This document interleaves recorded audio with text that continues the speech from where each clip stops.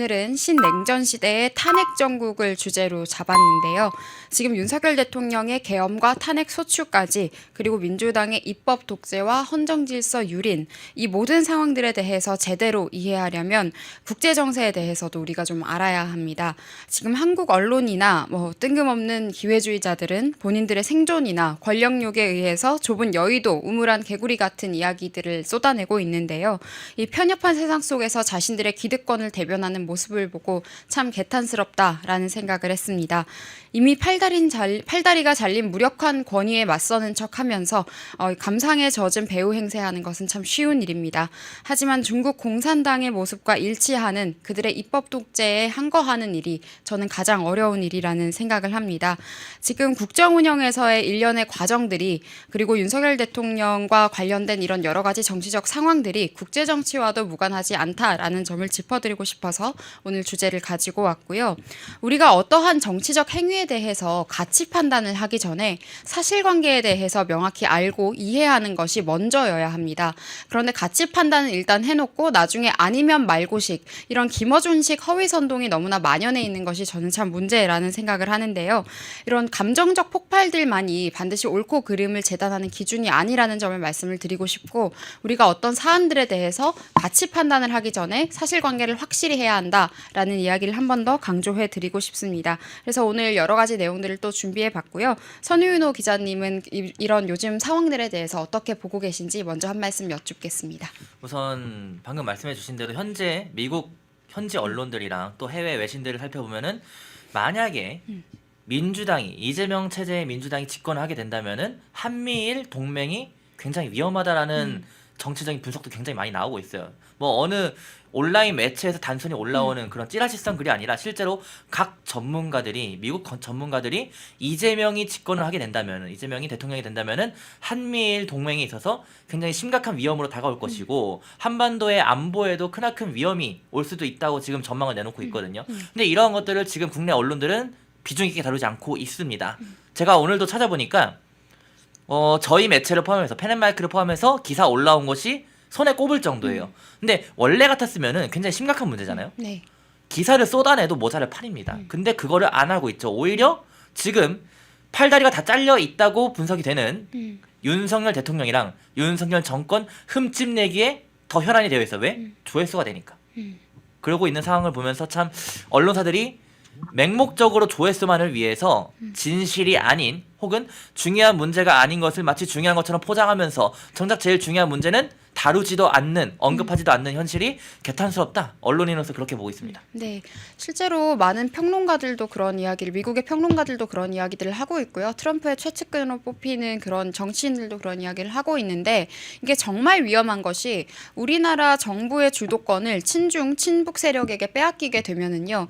이게 미국이나 우방국들이 갑자기 우리나라에 와서 도와준다 이게 아니라 앞으로의 국제 질서에는 우리가 자유진영에서 배제될 가능성이 있습니다. 그렇죠. 그래서 대단히 위험하다라는 말씀을 드리겠고요. 그럼 오늘 첫 번째 준비해 주신 질문부터 시작하겠습니다. 예, 우선 저희가 앞서서 오늘 방송의 전체적인 흐름에 대해서 말씀을 드린 것 같은데 지금 신냉전 시대를 오늘 주제로 메인 타이틀로 잡았습니다. 그에 앞서서 극우몰이를 하는 언론에 대해 짚어봐야 될 것 같아요. 사실 이 극우몰이 예전에는 해외에서도 극우다 이런 프레임 찍기가 있었습니다. 그러나 정확히 트럼프 1기 이후로 그런 게 싹 사라졌어요. 네. 왜냐면은 트럼프가 대통령이 되고 나서 극우라고 불렸던 세력들이 알고 보니 오히려 정상적이었구나. 그리고 그에 반해 PC, 바이든 정부가 들어서면서 PC가 열풍을 하자 트럼프가 옳았구나 이런 목소리 나오면서 극우라는 프레임이 해외에서는 없어졌고요. 아직까지 유일하게 남아있는 나라가 우리나라입니다.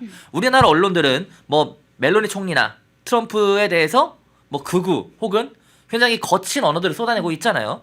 이러한 것들에 대해서 국민의힘 김상욱 의원도 갑자기 극우 이야기를 꺼냈는데 전체적으로 이러한 양상들 어떻게 보시나요?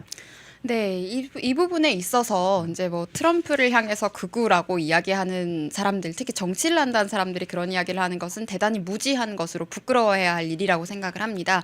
그리고 보수 정치를 한다는 사람이 오바마를 좋아할 수는 절대 없다고 생각하거든요. 사실 오바마가 사실상 미국의 문재인과 같은 역할을 했었기 때문에 지금 미국 사회에서 나타나고 있는 모든 여러 가지 폐단들이 오바마 정부로부터 기인된 점이 많다는 것들을 한번 짚고 싶고요.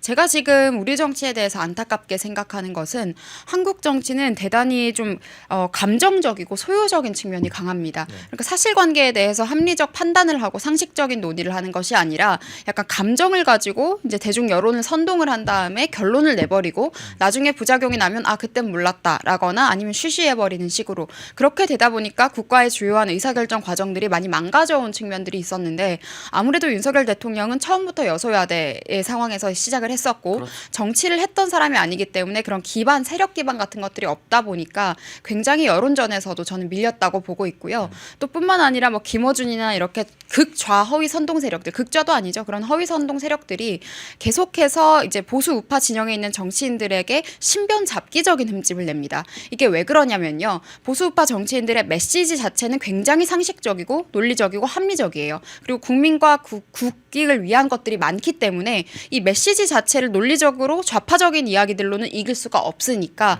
그 이야기를 하는 메신저를 훼손하겠다. 이게 전형적인 전 세계 좌파 진영들의 수법인데요.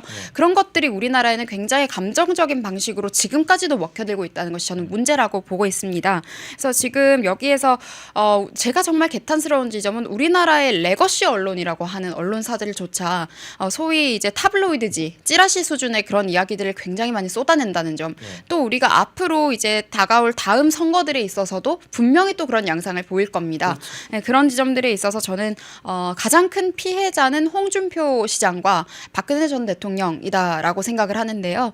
먼저 17년도 대선 당시에 홍준표 시장의 영상을 지금 다시 한번 보시면 전부 다 상식적인 말이고요. 그렇죠. 태도에 있어서도 틀린 게 없습니다. 그런데 당시에 언론이나 뭐 기자들 기자회견하면서 뭐 불러가지고 하고 이런 거 프레스센터에서 하는 이런 것들을 해서도 보면 조롱을 합니다. 홍준표 시장을 향해서 어떤 식으로 조롱을 하냐면 뭐 막말을 한다, 여성 혐오를 한다, 여성 비하를 한다, 뭐 태도가 잘못됐다라는 식으로 뭐 화를 잘 낸다 이런 식으로 하는데 제가 봤을 때는 홍준표 시장이 화를 내는 지점은 굉장히 잘못된 지점들을 지적할 때 감정이 올라오는 부분 말고는 없었어요. 그렇죠. 막말도 없었습니다. 노무현 전 대통령이 뇌물 때문에 그런 문제가 생겼다라고 이야기하는 게 왜 막말이고 왜 극우입니까? 그냥 사실에 대해서 한 번 더 알린 것밖에 없잖아요. 그렇죠. 그러니까 이런 지점에서 굉장히 억울한 점이 많았었고 그때 당시에 아무도 이야기하지 않았지만 끌고 왔던 어젠다들 뭐 민노총 관련 귀족 강성노조 문제라는 것 그때 자칭 보수라고 했던 바른정당에 있었던 사람들 다 비웃었습니다. 그런데 그게 얼마나 큰 문제인지 지금 드러나고 있죠. 그렇죠. 민노총이 북한으로부터 직접 지령을 받고 움직였던 것 그것도 수년간 움직였던 것들 우리 지금 다 밝혀져서 알고 있잖아요.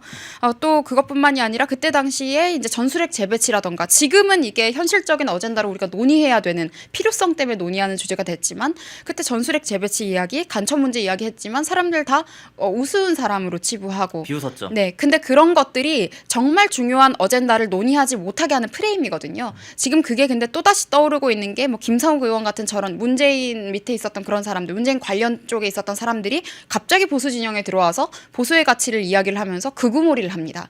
지금까지 보수의 가치를 지켜왔던 정치인들을 향해서 극우몰이를 지금 하고 있거든요. 전 그래서 이게 대단히 잘못됐다고 생각을 하고 또 지금 여기 오세훈 시장과 나경원 의원도 제가 이제 가지고 와봤는데 이 두 분도 피해자예요. 맞아요. 오세훈 시장은 지난번에 생태탕, 그렇죠. 페라가모, 생태탕. 네, 그게 허위 비방이지 않았습니까? 아예 오세훈 시장은 본인은 페라가모에서 구두를 평생 사본 적이 없다라고까지 이야기를 했는데도 그들은 믿고 싶은 것만 믿고 계속해서 그런 소유적인 것들만 부추긴단 말이에요. 그리고 나경원 의원을 향해서는 저는 참 보수 진영에서 나경원 의원을 지켜주지 못한 점이 많았다라고 생각을 하는 것이 그 극좌 언론인 시사인에서 그 당시 주진우 기자 그 사람이 뭐 1억 피부과 근데 그거 허위 비방인 거 한참 지나고 밝혀졌는데 그렇죠. 그들이 정정 보도는 똑바로 했습니까? 이 부분에 대해서 누가 바로잡았습니까? 그리고 빠루 관련해서도 그때 그걸 가지고 뭐 돌진하거나 이런 거 하지 않았어요. 그냥 그걸 일단 잡았을 뿐인데 아직도 믿고 있는 사람들이 많을 거고. 네, 그냥 이걸 주워서 잡았을 뿐인데 그걸 사진을 찍어가지고 마치 돌격대장처럼 뭔가 부적절한 행동을 했다는 듯이 프레임을 씌웠는데 그렇죠.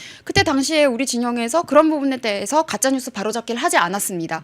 근데 그런 것들이 계속해서 누적되다 보니까 지금 윤석열 정부 특히 정치적 세력도 약했던 이제 대통령이 되고 나니까 그런 공격들의 신변 잡기적인 공격들에 더더욱 취약해졌던 것이고 그래서 국정 운영의 핵심 어젠다들을 우리가 논의할 수가 없게 된 거예요. 지금도 그래서 친한계라는 그런 분들 정체성을 보면 다 좌파 출신 많잖아요. 민주당이나 이런 데서는 인정을 못 받으니까 우리 쪽에 기회주의적으로 넘어온 사람들, 김혜지 의원 같은 PC주의자들 이런 사람들이 왜 갑자기 보수의 소신인 척 이런 이야기를 합니까? 태양광 운운하는 의원도 있잖아요. 네, 태양광 김소희 의원이죠. 네. 문재인의 태양광 정책 계승하는 그런 사람들이 어째서 갑자기 보수 우파의 가치를 언제 지켜왔다고 이런 식으로 이야기하는 것인지 저는 납득이 전혀 되지 않고요. 지금 이런 사람이 또 더더욱이나 김상욱 의원 같은 경우에는 공천 논란도 많았던 사람입니다. 맞아요. 그때 논란 많았어요. 네, 제가 문재인 대통령과의 연관성에 대해서 이야기를 했는데 문재인 대통령의 후보 당시에 2012년도에 지지선언에 이름을 올렸고요. 이름만 올렸다고 하기에는 지지선언의 내용이 굉장히 고향감을 이끄는 내용들이었었고요. 그리고 또 문재인 대통령의 지인으로 알려져 있는 지금 뇌물수수 혐의로 징역형을 구형받은 송철호 전 울산시장 휘하에서 일을 했던 사람입니다. 그런데 이런 사람에게 갑자기 급조된 국민 추천제의 명목으로 울산에 특혜 공천을 준 겁니다. 그런데 그 사람이 갑자기 또 보수의 가치를 지켜왔다는 듯이 갑자기 덤벼들면서 소신 있는 정치인인 것처럼 언제 지켜왔죠? 네, MBC 같은 데 나가서 스피커로서 행세를 하면서 극우 프레임 선동을 지금 하고 있는데요. 제가 단호하게 말씀드리는 것은 한국 제도권 정치에 극우가 없습니다. 그러니까 극우라는 것은요. 보수와 극우 이렇게 떼놓을 수 있는 것이 아니라 방식의 문제예요. 우파의 스펙트럼 안에서 보수 우파라는 그 스펙트럼 안에서 어떤 식으로 이 어젠다를 관철시킬 것이냐의 관점에서 좀 극단적인 방식을 추종을 한다라는 이유로 극우라고 하는 것이지 전체적인 방향성에서 달라질 수 있는 건 아니에요. 방향성은 일치하는 것이 맞습니다. 근데 그것을 무슨 보수라는 것에 대한 개념도 사실 저는 없다고 봐요. 그런 이야기를 하는 사람들은. 왜냐하면 보수에 대한 이해가 없기 때문에 뭐 극우라는 세력과 보수가 뭐 반대되는 개념이라고 그런 이상한 이야기를 김성욱 의원이 하더라고요. 저는 그분이 좀 정치학 개론이라도 좀 읽으셨으면 좋겠다. 뭐 이렇게 제가 다소 무례할 수도 있지만 고언으로 드리는 말씀이고요. 저희가 지금 북한에 지금 이적행위를 하는 이런 정치 세력들 그리고 중국 간첩은 이미 실제하고 있는 문제입니다. 윤석열 대통령이 담화에서 이야기했던 것은 대단한 위협이고요. 그건 한국에서만 있었던 것이 아니라 지금 뒤에서 오크스와 함께 이제 이야기를 드릴 텐데 미국, 일본 그리고 중국에도 중국이 아니라 미국, 일본, 호주 그리고 우리 우방국들에도 중국의 그런 드론을 이용한 간첩 행위들이 이미 다 적발이 되었습니다. 그런 선상에서 이건 국제정치 상황에서 진영 간의 대결 그리고 신냉전 시대에서 우리 자유진영에 대한 공격으로 받아들여야 될 문제이기도 하거든요. 근데 이런 점을 모두 간과하게 만드는 것이 저런 사람들의 극우 선동이에요. 그래서 그렇죠. 절대 그런 것들에 우리는 휘말리면 안 된다. 오히려 지금 우리 당이 지금까지 중심을 못 잡고 흔들렸던 것은 우파적인 정체성을 확실히 하지 않아서입니다. 제가 항상 정치를 했을 때부터 지금까지 말씀을 드리는데 중도 확장성이라는 것은 선명성을 통해서 그 정책에 대해서 설득을 할 수 있을 때 확보가 되는 겁니다. 맞아요. 이도저도 아닌 게 끌려다니면 그냥 좌파 아류인데 좌파 주류를 선택하지 뭐하러 좌파 떨거지를 선택하겠어요. 그렇기 때문에 이런 어젠다를 희미하게 만들어서 중도의 소구력을 가지고 갈 수 있다라고 착각을 하면 안 되고요. 앞으로 우리 당이 지금 여러 가지로 재정비하는 상황들을 지금 가지고 가고 있는데 그런 점에 있어서 흐물흐물한 그런 생각들은 좀 버렸으면 좋겠다 말씀드리겠습니다. 그러니까 방금 언급하신 것처럼 뭐 중도 선거철만 되면 중도표를 끌어와야 된다 하면서 좌클릭을 합니다. 또 민주당도 뭐 우클릭을 할 때가 있는데 요즘은 민주당이 우클릭을 안 하죠. 저는 그래서 지난 총선에서 민주당이 압승한 이유는 국민의힘이라는 정당이 되도 않는 애매한 좌클릭을 할 때 민주당은 그냥 우클릭 한 번도 안 했어요. 오히려 지난 대선 때는 우클릭을 조금 애매하게 했습니다. 그래서 지난 대선 때 윤석열 대통령이 이긴 거고 지난 대선 지선도 마찬가지예요. 민주당이 우클릭 애매하게 해서 이거 오른쪽에 있던 사람들 안 오는구나. 당연하죠. 지금도 이재명을 비토하는 2030 청년들은 아직도 이재명을 비토합니다. 윤석열이 싫다고 해서 이재명을 찍지 않아요. 선거장에 안 나갈 사람들이에요. 그거를 알고 민주당은 지난 총선 때 그냥 좌클릭만 열심히 했어요. 공약들 보면 다 그렇습니다. 근데 국민의힘이라는 정당은 비례대표 라인업 보세요. 뭐 김수희 의원도 비례대표 아니에요? 네. 태양광 한다는 사람이 어떻게 국민의힘이라는 정당에 올 수 있습니까? 예? 이게 말이 안 되는 거예요. 태양광 뭐 친환경 이런 거 하시는 분들이 왜 국민의힘 와요? 민주당이나 정의당 가야지. 그러면서 당시에 원자력 관련 전문가는 추천인이 이철규 의원이라는 이유로 배제됐다는 이야기도 있었습니다. 그것도 그때도 극우몰이가 있었어요. 네. 이철규를 극우로 몰면서 극우몰이에 추천받은 인사들은 국회에 진입해서는 안 된다. 무슨 말도 안 되는 소리예요. 그리고 김상우 의원이 언제 보수의 가치를 지켰습니까? 보수의 가치를 지키는 게 문재인 지지 선언한 게 보수의 가치 지킨 거예요? 문재인 지지 선언한 게 어떻게 보수의 가치를 지켜온 겁니까?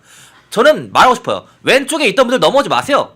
왼쪽에 있던 분들 왼쪽에서 계속 정치하시고 왼쪽에서 기회 못 얻으시면 그냥 정치계 은퇴하세요. 뭐 하려고 오른쪽 넘어와서 다 물 흐릅니까?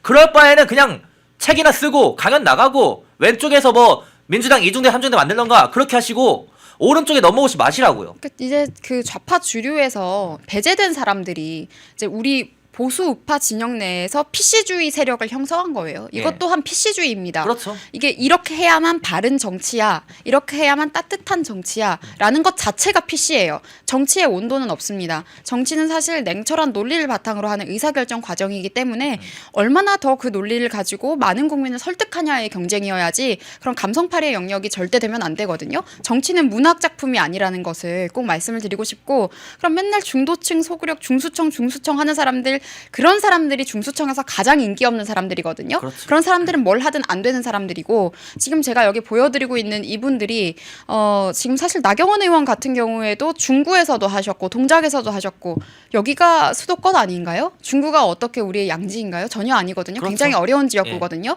홍준표 시장도 마찬가지입니다. 동대문에서 당선이 됐던 분이거든요. 근데 이런 점들은 다 뭐 극우라는 프레임 하나로 뒤집어 엎어버리고, 대구에서 세습받은 지역구만 유지해온 사람이 갑자기 무슨 새로운 보수의 핵심이 된다? 그런 식의 이야기들을 해왔지 않습니까? 예. 그렇기 때문에 국민들로부터 소구력을 얻지 못했던 것이다. 문재인과 같은 위선과 오만함을 우리 보수 진영 내에 끌고 오게 된다면 이거는 그냥 정말 괴멸로 가는 길이지 절대로 정상화로 가는 길이 될 수 없다라는 말씀을 드리겠습니다. 그리고 그걸 보여준 게 트럼프가 이번에 보여줬죠. 트럼프가 우리나라 언론에서는 완전 극우 일배잖아요. 언론들이 표현하는 거 보면은. 근데 트럼프가 압도적으로 싹 다 이겼습니다. 네. 미국 중도라 불리우는 특히나 미국 청년들이 트럼프에 열광하면서 매료됐습니다. 왜 그렇겠습니까? 트럼프가 애매하게 좌클릭을 해서요? 아닙니다. 트럼프는 이번에 좌클릭 안 하고 늘 해오던 것처럼 우클릭 하면서 우클릭이라는 것이 우파의 아젠다라는 것이 얼마나 매력적인지를 청년들에게 보여줬어요.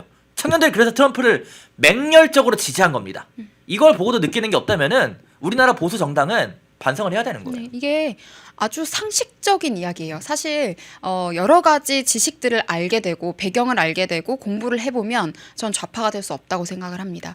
그러니까 좌파는 알지 못해서 좌파이거나 아니면 알고서도 본인의 이익을 위해서 다른 사람들을 선동하거나 세뇌하는 경향성이 강한데, 어떤 문제에 대해서 감정을 걷어내고 사실관계를 파악한 다음에 해결책, 가장 효율적이고 합리적인 해결책을 고민한다면 우파적인 관점에서의 이야기가 지금 가장 합리적이고 매력적인 답으로 들릴 수밖에 없어요. 그리고 트럼프가 우클릭을 하셨다고 하셨는데, 트럼프는 항상 선명성 있는 정책들을 이야기를 했지 어떠한 극단적인 정책을 낸 건 아닙니다. 과거에 이제 코로나 시국에 있어서 갈등이 고조되면서 그런 여러 가지 장면이 정치적으로 연출은 됐지만 예. 본인이 그런 것들에 있어서 정책적인 어젠다에 있어서 그렇게 이야기한 게 아니고요. 지금 이민자 문제에 대해서도 대단히 뭐 위협적인 것처럼 이야기를 하는데 불법적인 이민자를 차단하겠다고 한 그렇죠. 겁니다. 모든 이민자가 아니라. 네, 불법적인 이민자들이 들어와서 범죄 카르텔을 형성하고 그리고 마약 범죄 같은 것들을 뿌리고 간첩 세력이 지금 활개를 치게 되니까 예. 불법 이민자를 근절하겠다고 했지, 뛰어난 인재들에 대해서는 오히려 더 확장해서 흡수하려는 지금 시도를 하고 있습니다. 맞아요. 특히 박사급 유학생들을 이제 우방국들에서 데리고 와서 영주권까지 원활하게 줄 수 있도록 바꾸려고 하는 시도들, 이런 것들이 더 매력적인 것이고, 지금 저는 전 세계의 90년대생들 그리고 90년대 중반부터 00년대생들까지가 이러한 기존의 7080들의 좌파적인 그런 감성적인 선동에 끌려다니지 않는 세대라고 저는 봅니다. 근데 다만 페미니즘에 좀 취약한 면들이 좀 있었지만 예. 그런 것들을 제외하면 다른 정책적 어젠다에서는 굉장히 냉철하게 이성적으로 사고하는 세대라고 보거든요. 예. 그렇기 때문에 지금 각국에서 우파 세력이, 제가 첫날에도 우파 르네상스라고 했는데, 부흥하고 있는 것이고 신냉전 시대로 들어서면서 이러한 움직임이 더더욱 중요해지고 있다라고 말씀드리겠습니다.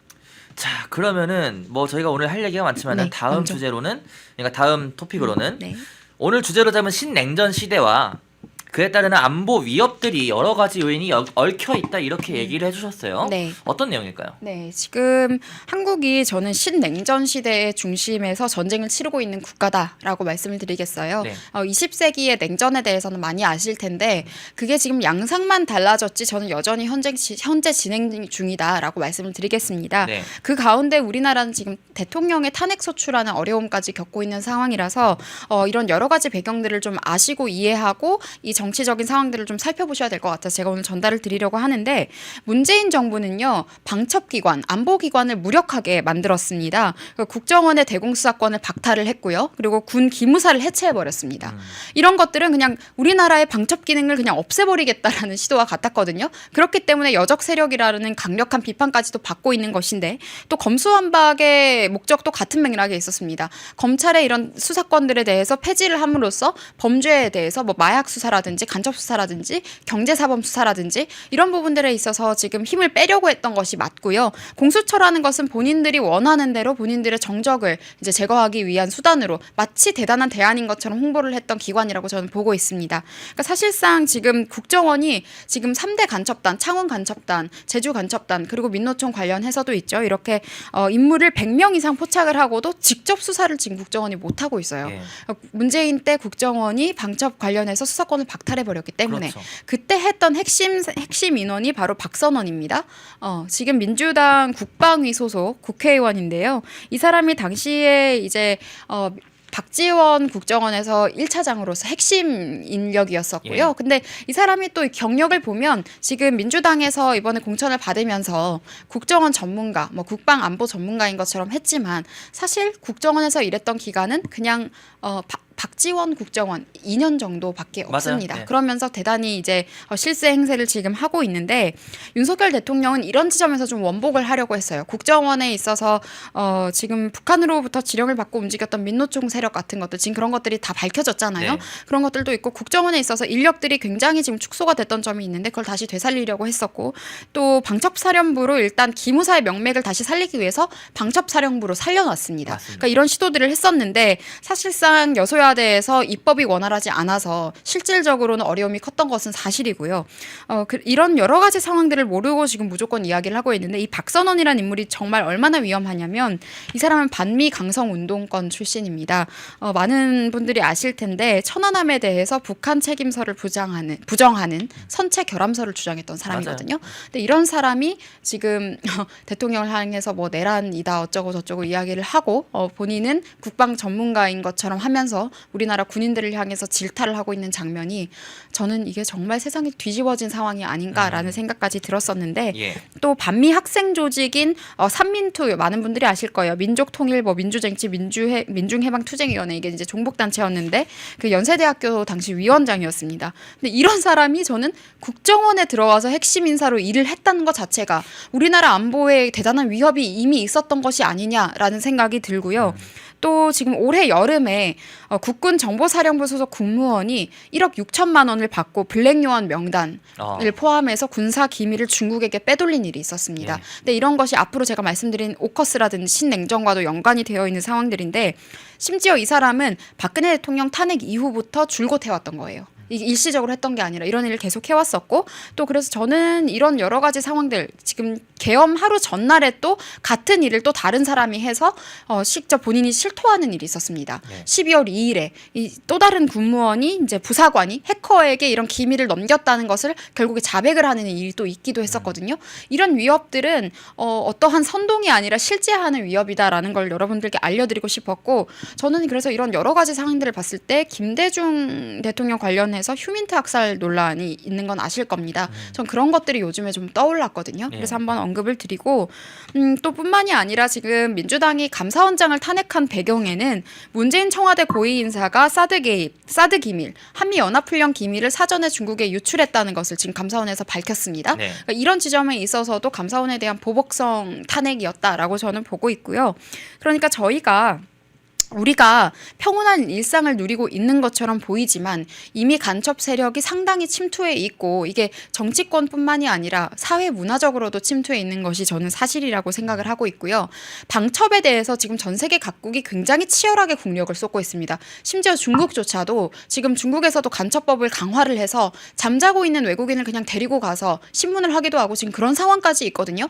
그런데 우리나라는 현행 간첩법에서는 적국이라고만 명시가 되어 있어서 북한만 지금 대상으로 하고 있는데 이걸 지금 여당에서 정부에서 외국으로 넓혀서 그럼 중국도 포함될 수 있고 다른 나라들도 포함될 수 있잖아요. 외국으로 넓히지 않은 간첩법 개정을 지금 민주당이 반대를 한 것이고 심지어 국가보안법 폐지까지 다시 또 가지고 나왔습니다. 이런 상황이니까 이런 사람들이 바로 국가 전복을 도모하는 세력이 아니면 어떤 세력이냐. 반국가 세력이라는 말이 전 참 적절한 표현이었다라는 생각이 들고요. 이런 여러 가지 상황들이 저는 지난 세기에 있었던 냉전과 다를 바가 없다라고 한번 거듭 말씀드리고 있고 윤석열 대통령이 대국민 담화에서 언급했던 것 중에 이제 유학생으로 중국 간첩들이 뭐 석박 학생으로 들어와서 2년간 군 안보 시설을 계속 찍어왔던 것들 맞아요. 그리고 지금 그 찍어왔던 것뿐만 아니라 중국 공안과 직접 소통을 하면서 자료를 넘기기까지 한 정황이 다 국정원에 의해서 발각이 됐습니다. 네. 또 뿐만이 아니라 이런 비슷한 시기에 미국과 일본 그 양국이 이제 군사 훈련을 하는데 그 관련된 항공모함이라든지 이런 것들을 또 중국인이 촬영을 하는 것들이 또 잡히기도 했었거든요. 그러니까 이런 여러 가지 우방국들에 대한 위협이 가해지고 있고 단순히 이게 우리나라에만 공격이 오고 있는 것이 아니라 우방국에도 동시다발적으로 지금 이루어지고 있기 때문에 저는 이게 신냉전 시대 하에서의 이런 체제 전쟁이다. 일종의 그런 국제적인 갈등이 이미 현존하고 있다. 우리가 이런 위협을 인지해야 한다라는 점을 좀 강조드리고 싶고 그래서 이런 시기와 맞물리면서 2021년에 신안보 협력 체계인 오쿠스가 등장했다라고 말씀드리겠습니다. 자, 그러면은 이 오커스라는 단어 좀 생소하신 분들이 많을 것 같아요. 네. 이 오커스가 무엇이고 우리나라 정치와는 어떻게 밀접한 관계가 있는지 설명을 좀 부탁드릴게요. 네, 어커스는 이제 미국, 영국, 호주 이 3국 인도 태평양 지역 군사 동맹, 군사 협력체인데요. AU가 이제 오스트레일리아 할 때 AU이고 예. UK가 영국, US가 미국인데 2021년 9월에 설립이 됐습니다. 그리고 시기상 제가 아까 말씀드린 그런 여러 가지 배경과 일치하는 일맥상통하는 시기에 이제 형성이 된 것인데요. 기존의 외교나 국방 정책만 다루는 다른 협력체와는 달리 인공지능, 뭐 양자 컴퓨터 이런 여러 가지 핵 잠수함 미사일 개발 같은 것들에 대해서도 기술 협력을 강화한다. 네. 그래서 이제 필러 1, 필러 2로 이제 두 가지 축을 이제 나눠서 운영을 하는데 필러 2가 이제 기술 협력, 정보 공유 차원에서의 조직입니다. 근데 여기에 한국과 일본을 지금 함께 협력체로 끌어오려고 했던 것이고 우리도 그런 것들을 위해서 굉장히 정부 차원에서 노력을 많이 했었는데 이런 것들이 사실 안 알려진 것이 많아요. 그래서 오늘 좀 말씀을 드리려고 하는데요. 지난 5월에 신원식 국방장관 그리고 조태열 외교장관이 호주와 2+2 회담을 했었습니다. 네. 이제 각국의 국방장관, 외교장관이 함께하는 회담을 했었는데 그때 이제 오커스 필러 2 참여에 대해서 직접 논의를 했었고요. 그 가능성을 시사를 했고 우방국으로서 기술 협력 그리고 또 사이버, 인공지능, 뭐 양자 컴퓨터 그리고 해커나 뭐 극초음속 미사일 개발 이런 것들에 대해서 기술 협력을 하면서 한국이 좀 핵심적인 역할을 해줬으면 좋겠다. 우리도 하고 싶다. 네. 이런 이제 우방국으로서 그런 관계들을 확인을 하는 그런 중요한 자리가 있었습니다. 그게 5월인데요. 그런 이야기를 좀 드리고 또 아울러서 또 외교장관이 이런 이야기들을 하면서 북핵 개발 자금 차단 공조를 이제 호주와 함께 그런 이야기들도 했습니다. 그러니까 북한과 중국에 대한 견제에 대해서 우리가 함께 공조의 의지를 확인을 했던 것이죠. 네. 대단히 중요했다고 저는 보고 있고 또 앞으로 인태 지역 안보 체계에서 우리가 오쿠스와의 협력 체계에서 우위를 점하게 되면 한중일 동북아 질서에서도 우위를 좀 점할 수 있는 겁니다. 사실 일본과도 우리가 협력을 해야 되는 관계지만 또 한편으로는 경쟁 관계이기도 한데 그렇죠. 네. 우리가 여기서 약한 모습을 보여주게 되면 이 주도권을 일본에게 또 뺏기게 되거든요. 그런데 지금 그런 상황을 민주당 쪽은 지금 바라고 있는 것 같아요. 우리가 이제 안보 협력 체계에서 무력화되기를 바라고 있는 것 같은데 지금 국내 이슈로 굉장히 많이 소진됐지만 이종섭 전 국방장관이 호주 대사로 파견을 간 것도 저는 이런 군사 협력체와도 일맥상통한다고 생각을 합니다. 왜냐면 2021년 9월 이후의 일이니까요. 네. 저는 그런 측면에서 뭐 사전 작업을 위한 논의를 위한 역할을 하러 보냈던 게 아닌가라는 생각이 지금 와서는 드는데요.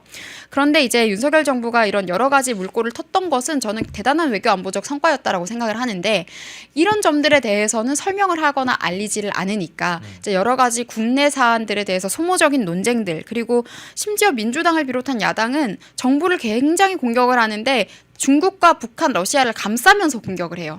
이번 맞아요. 탄핵안 내용에서도 친북, 친중, 친러하지 않아서 문제고 한미일 공조를 한 것이 잘못이라는 듯이 내용이 들어갔고 들어가자 2차에서는 뺐지만 어쨌든 그 내용이 본인들의 소기의 목적이었다라는 것이 그렇죠. 우리가 모두가 드러났죠. 알고 네. 있지 않습니까? 그 부분 때문에 미국에 있는 주요 정치인들, 트럼프 최측근까지도 굉장히 지탄을 했던 것이고요.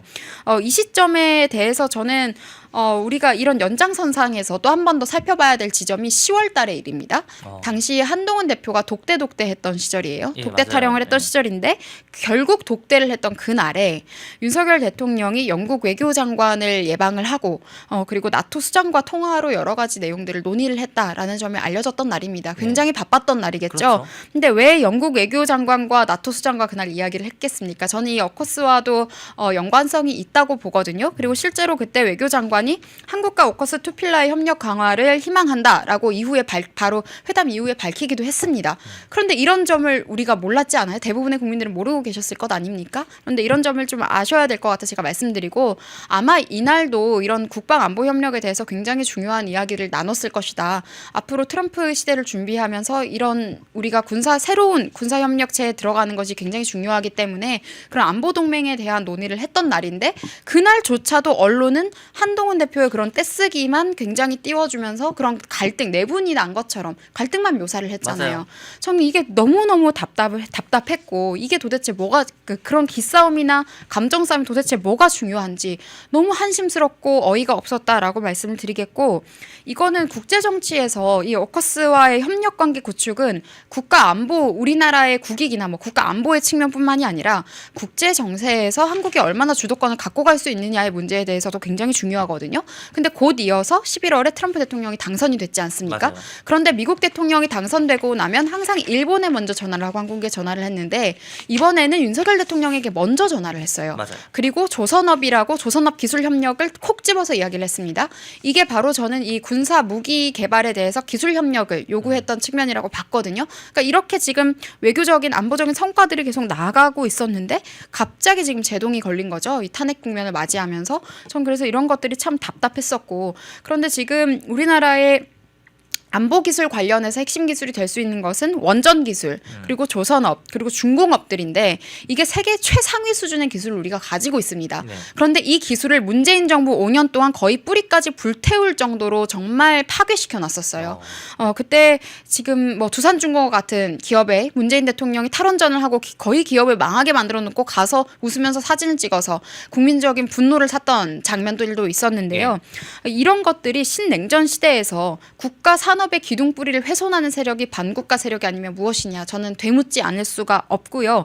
그리고 또 저는 한국 정치 안에도 그리고 국회 안에도 차이나머니에 따라 움직이는 세력이 분명히 있다고 봅니다. 차이나머니. 네, 이 중국 자본, 중국 후원자에 따라서 움직이는 세력이 저는 우리 당 안에도 자칭 보수 중에도 분명히 있을 거라고 보는데 과연 그러니까 우리가 이제 앞으로 정치인들을 선택하고 누군가에게 힘을 실어주고 지지를 할 때 이런 것들에 대해서 조금 더 냉철하게 바라봐야 되고 비판적으로 알아봐야 됩니다. 정확하게 보고 이걸 지적을 해야 되는 거거든요.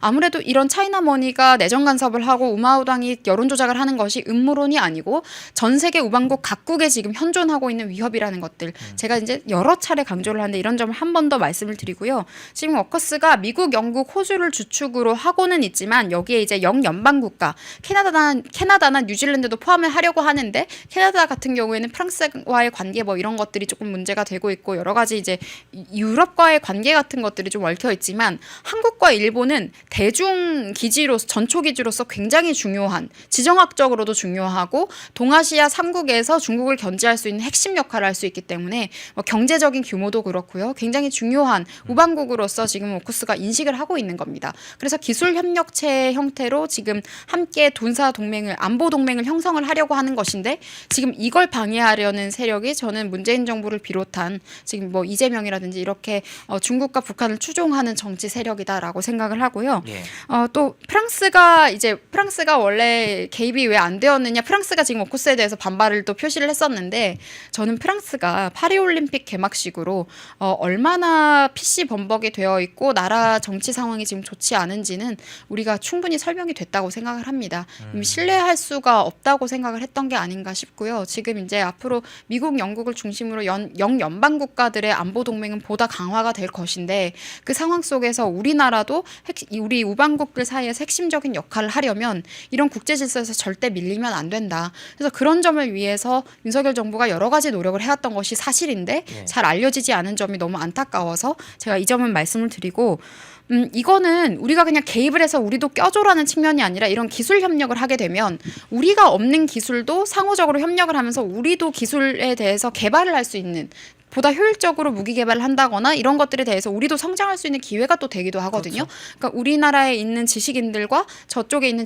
다른 나라의 우방국의 지식인들과의 이런 협력 체계도 좀 더 공고해지는 것이기 때문에 훨씬 더 좋은 방향성에 있다. 이거는 국제학 전문가들 이런 전문가들도 뭐 약간 좌파 성향이라고 할지라도 이 점은 인정하고 들어가는 부분이기 때문에 우리가 앞으로도 탄핵 정국 때문에 여러 가지 혼란들이 있지만 반드시 이야기를 해야 되고요.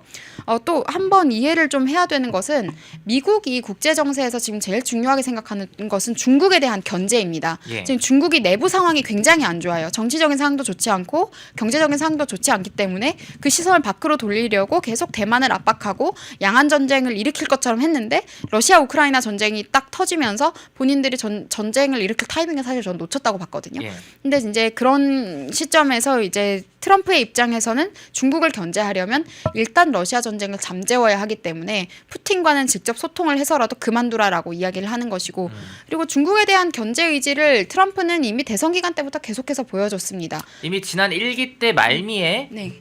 그런 말 한 적이 있어요. 시진핑은 이제 내 친구가 아니다. 라고 확실하게 말한 적이 있어요. 네, 그래서 그때 이제 또 그런 이야기도 했습니다. 만약에 전쟁을 일으키려고 한다면 관세 200%, 뭐 200%까지도 때려버리겠다. 그래서 중국, 대만 뭐 하려 하지 마라 이런 거죠. 네, 절대로 그런 생각도 하지 마라. 나는 컨트롤할 수 있다라고 이야기를 했거든요.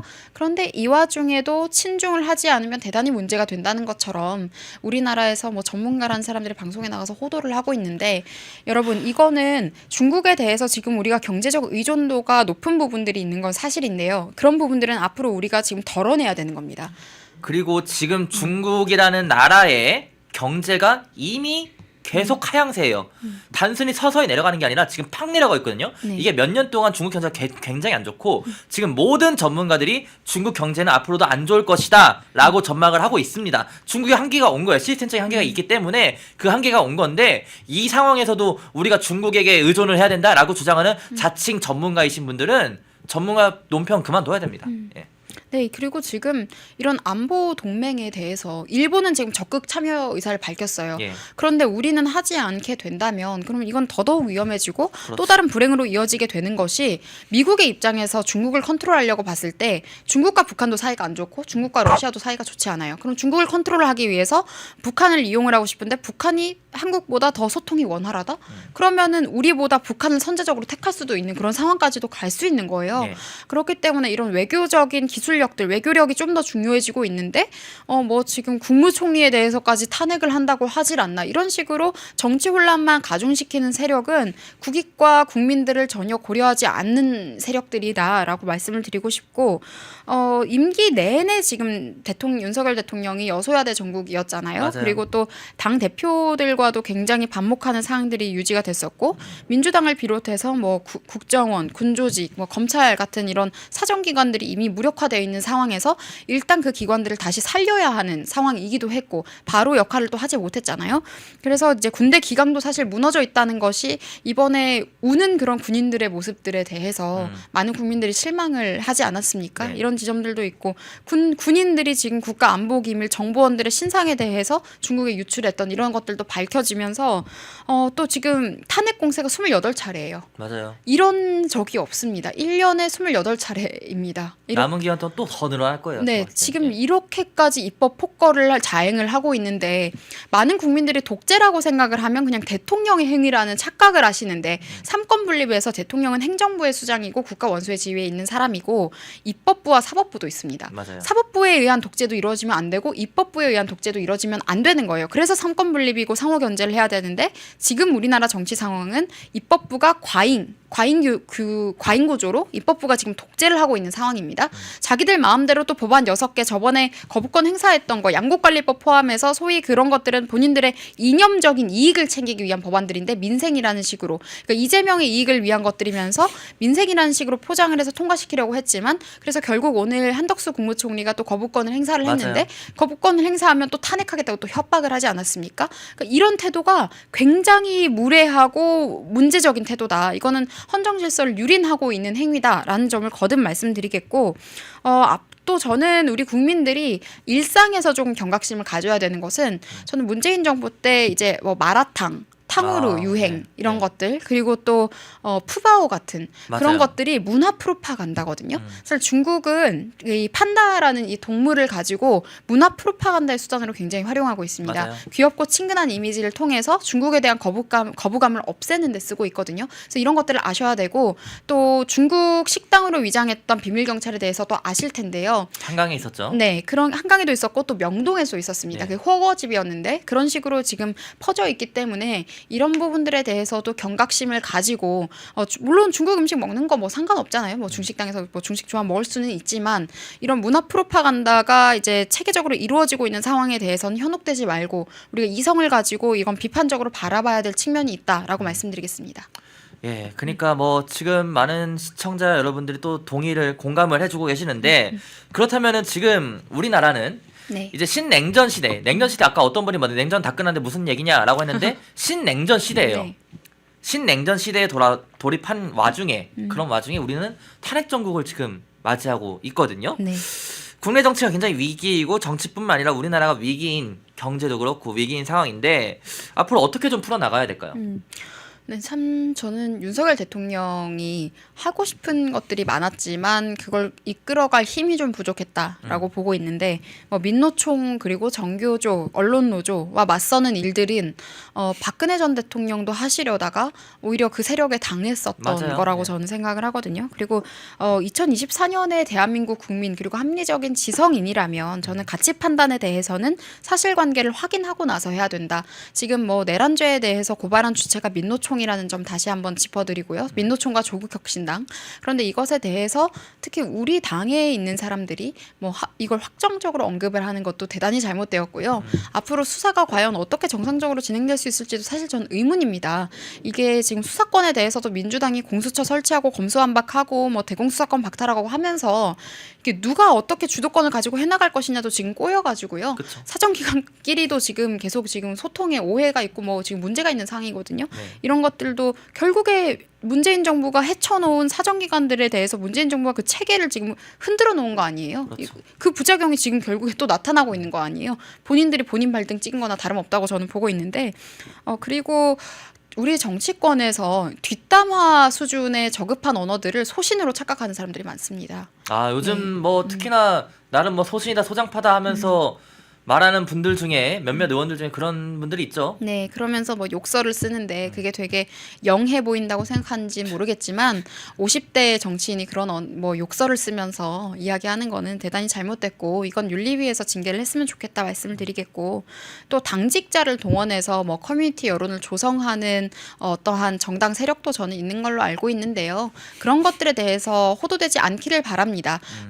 여론이라는 것이 사실 우리가 일상에서 대화를 하고 스스로 이제 사실들을 파악한 다음에 주체적으로 판단을 하는 것들이 이제 저는 가장 중요한 여론의 그렇죠. 방향성이라고 생각을 하지 내가 좋아하는 어느 정치인이 이건 무조건 맞대. 근데 왠지 나는 사실관계에 대해서 틀린 것 같은데 저 사람이 맞다고 하니까 그냥 일단 따라갈까? 그렇게 되면 안 되고 그렇죠. 사실관계에 대해서 파악을 하고 이 의견에 대해서는 저 정치인이 좋더라도 동의하지 않을 수 있는 거예요. 맞아요. 이 지점을 저는 좀 말씀을 드리고 싶고 지금 양국관리법을 포함해서 민주당이 6가지 법안을 통과시키려고 했던 것들은 이제 국정 파탄 유법이다라고 오늘 권선동 원내대표도 지적을 했는데 네.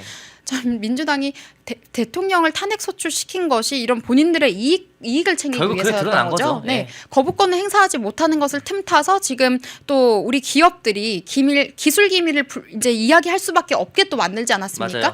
관련해서 증언 관련해서 또 법안을 또 바꿔버리지 않았습니까? 이런 것들이 대단히 문제적인 상황이라는 걸 우리가 인지를 해야 되고요. 저는 윤석열 대통령이 앞으로 있을 재판들에 대해서 헌재 생중계 요청을 한 것으로 알고 있어요. 그래서 앞으로 어떤 메시지들이 나올지는 모르지만 네. 그런 부분들에 있어서 본인의 정치적인 이런 선택과 행동에 대해서 책임을 지겠다고 이야기를 했고 네. 앞으로도 책임을 질 모습들을 보여주고 있다고 생각을 하기 때문에 그런 메시지들을 보고 가치 판단을 해도 늦지 않다라고 생각을 합니다. 또 민주당이 28회 탄핵을 하는 동안 탄핵한 대상이 방통위원장 맞아요. 그리고 감사원장, 감사원장. 서울중앙지검장 지금 이게 맞습니까?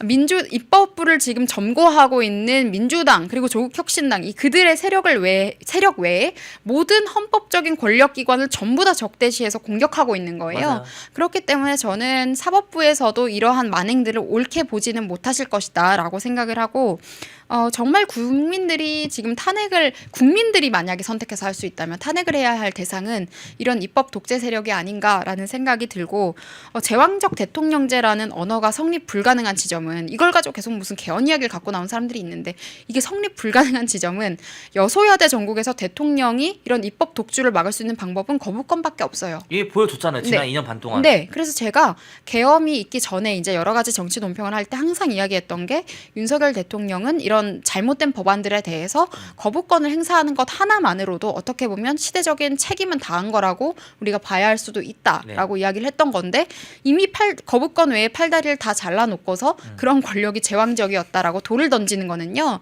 저는 그냥 그건 시류에 편승한 것이지 소신일 수가 없다라고 맞아요. 생각을 합니다. 전혀 소신일 수가 없고 네. 또 특히나 보수 진영에서 정치한다는 정치인들 중에 나름 뭐 소신을 지킨다, 소장파다랍시고 이상한 말들 이제 하고 다니시는데 네. 정신 차리시는 게 좋을 것 같고